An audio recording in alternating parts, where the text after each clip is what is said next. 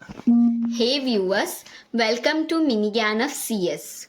Today we are going to learn about general duties of occupier. So इसमें हम देखेंगे कि ऑक्यूपायर की क्या रिस्पॉन्सिबिलिटीज है, उन्हें क्या क्या ड्यूटीज फॉलो करनी पड़ती है.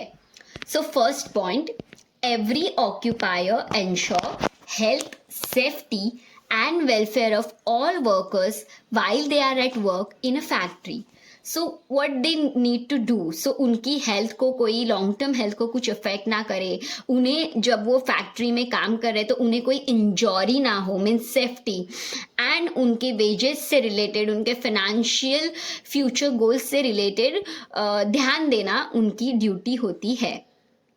Second point, provisions to which duty extends include. अभी जिन जिन कामों के लिए उन्हें अपॉइंट किया जाता है वो क्या क्या इंक्लूड करता है, तो वो हम देखेंगे. सो सेकेंड पॉइंट में first part A, provision and maintenance of plant and system of work safe and without risk to health. So जो भी फैक्ट्री में प्लांट्स या सिस्टम ऑफ वर्क है, मीन्स बड़े बड़े मशीनरीज को हैंडल करने के तरीके हैं, वो सेफ हो and without risk to health हो. Then B, make arrangements in factory for ensuring safety and absence of risk to health in connection with use, handling, storage and transport of articles and substances. Means जब भी कोई भी articles या substances, like जो भी chemicals है factory में, वो जब वो यूज कर रहे हैं, उन्हें हैंडल कर रहे हैं या उन्हें कहीं ट्रांसपोर्ट कर रहे हैं, उस दौरान उन्हें कोई भी इंजरी ना हो या उनके हेल्थ को कुछ अफेक्ट ना हो, इसके अरेंजमेंट्स करने की जिम्मेदारी ऑक्यूपायर की होती है. Then point C, to ensure health and safety of workers at work, provision of such information, instruction, training, supervision are necessary. सो ये उनके हेल्थ को या उनके सेफ्टी को कुछ अफेक्ट ना करे, इसके लिए जो भी रिक्वायर्ड इंफॉर्मेशन है, कोई भी मशीनरी से रिलेटेड जो भी रिक्वायर्ड इंफॉर्मेशन लेनी ज़रूरी है, इंस्ट्रक्शन देने ज़रूरी है, वर्कर्स को ट्रेनिंग देनी ज़रूरी है, उसको पर्टिकुलर टाइम के दौरान उसका सुपरविजन करना कि सही तरीके से हो रहा है या नहीं, या उन्हें कोई अफेक्ट तो नहीं हो रहा है, ये देखने की जिम्मेदारी, उसके लिए प्रोविजंस करने की जिम्मेदारी ऑक्यूपायर की है. Then point D, maintenance of all places of work in factory in a condition that is safe and without risk to health. जो भी प्लेसेस ऑफ वर्क है उनका सही तरीके से टाइम टू टाइम मेंटेनेंस हो, वहाँ पे टाइम टू टाइम उनकी विजिट हो जो पर्टिकुलर टेक्निकल पर्सन से, ये देखने की जिम्मेदारी अपने ऑक्यूपायर की होती है. Provisions and maintenance of means of access to and egress from, जैसे कि जो भी बड़े बड़े मशीनरीज है उनको एक्सेस करने का तरीका, वहाँ से निकलने का तरीका, वो सारी चीज़ों की प्रोविजन करने की और उसको टाइम टू टाइम मेंटेन करने की जिम्मेदारी ऑक्यूपायर की होती है कि such places are safe and without such risk, कि उसमें कोई रिस्क ना हो, उनका प्रॉपर तरीके से मेंटेनेंस हो रहा है.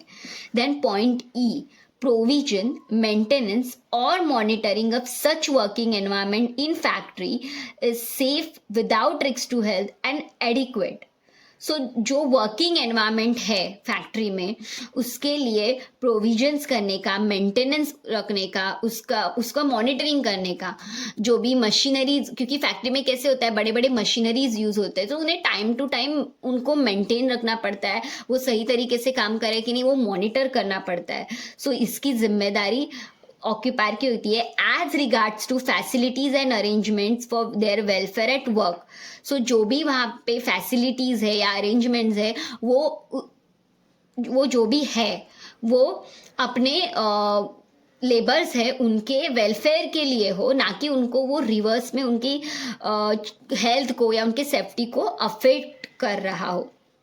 Then point 3, except in such cases as may be prescribed, every occupier prepare and revise as appropriate written statement of his general policy. So इसका मतलब ये है कि जो भी प्रोविजंस है, जो मेंशन है अपने इस ड्यूटीज में, वो छोड़ के ऑक्यूपायर उनके खुद के भी जो भी स्टेटमेंट है पॉलिसी के रिलेटेड, जनरल पॉलिसीज है, वो प्रिपेयर कर सकते हैं, रिवाइज कर सकते हैं. बट ड्यूटीज में जो मेंशन है उन्हें वो ना ही रिवाइज कर सकते हैं, ना ही वो उन्हें बदल सकते हैं, ना ही वो उसमें कोई चीज चेंजेस ला सकते हैं.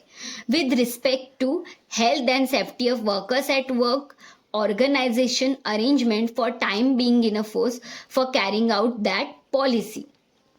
So जो भी वर्कर्स के हेल्थ सेफ्टी से रिलेटेड है, ऑर्गेनाइजेशन की बेहतरी के लिए है जो अरेंजमेंट्स, सो उनके रिलेटेड जो भी पॉलिसीज है उनको छोड़ के जो भी चेंजेस करने हैं, पॉलिसीज नहीं अगर लानी है तो ऑक्यूपायर ला सकते हैं. To bring statement and any revision to notice of all workers in such manner as may be prescribed. So वही बात मैंने पहले आपको बता दी.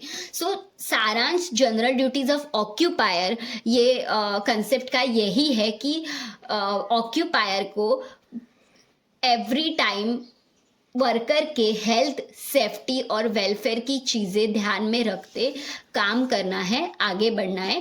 Thanks for watching video. Please like, share and subscribe to your friends, neighbours and relatives who are related to CS studies. Thank you.